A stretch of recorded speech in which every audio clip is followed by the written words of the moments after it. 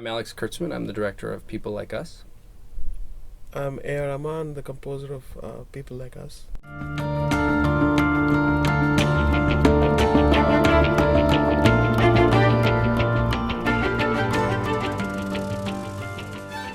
I was very specific about what I wanted, and I think that very, very, very few composers, particularly of your stature, would have ever allowed me to come in here and do what we did together. You know, when we were sitting here sort of working on stuff, I loved that, and I could see that it was a different process for you. Not that it was hard, because I think composing is very easy for you. Writing is very easy for you, but it was just a different process. Because I come from Indian culture, but I've been open to many things. Like I listen to Western classical, Chinese, country music, jazz, and everything. Mm-hmm. So I go through the eyes of the director because he knows the whole movie. And I like to be wild sometimes, like in the forest, where somebody just focuses and says, "Just be here in this spot." And so that happened with Alex, and he was, and like many other directors, my mentor, who's also like that, said, "Hey, I just focus on this. Let's not go anywhere else. Let these sounds." And he would say the vocabulary of sounds of just this instrument, this instrument, this instrument, and within that, can you produce a beautiful score? It was so wonderful to be able to sit here and you know, I can't say I need this kind of note or that kind of note, or I don't speak in that language, but I can speak in the language of this is what I want to feel here. This is what I think the audience should feel here. And that was all we really needed to communicate. And so whenever I would say something, it was amazing how fast you would interpret what I was saying and translate it into something beautiful.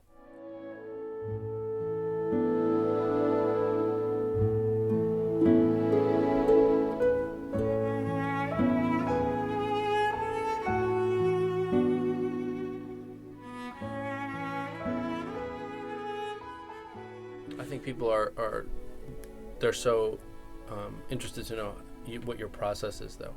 You know what I mean? They don't. What for you? It's an assumption of an emotion, and for them, they really want to know how you get that, because you really do have such a unique way of going. Sometimes what happens is normally you just score it on paper or the computer, put samples, and then you have call all the musicians a day, and then you record. But in this case, I wanted him to get a feel of finality from the beginning, because he was so particular about each guitar strum and everything. So we called the guitarist much earlier, and I did sessions with the guitar player, and then I would play stuff, and then we edit that stuff. And so we had most of the solo instruments recorded much before, and then we of course had the string section and all the stuff in the very end. So it was it evolved from the beginning, and that was easier because sometimes you have something beautiful, and then you have the real people play it, and it all changes, and you have so I was very careful about that. Real tangible transition in our process. The first stuff that you sent me was so beautiful, and in some ways I felt like, you know, because of the tone management of the movie, that it was too perfect. It was too exactly. And so, but there was a very clear moment where you said, all right, I think I understand what you're, and then the next day the sound that you were working with totally changed. Do you remember this? Yes. And what happened for you in that moment? I think initially I was working on generic themes like melodies, but he was not only wanting the themes, but he was also wanting the instrumentation and the sounding. So he was wanting something which is close to the final. Then I understood him. That's when I said I got the guitar player.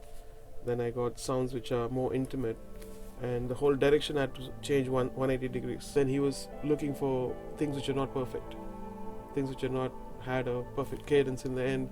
It was had this little damaging quality, in little out of tune, and so we had to play with the balance.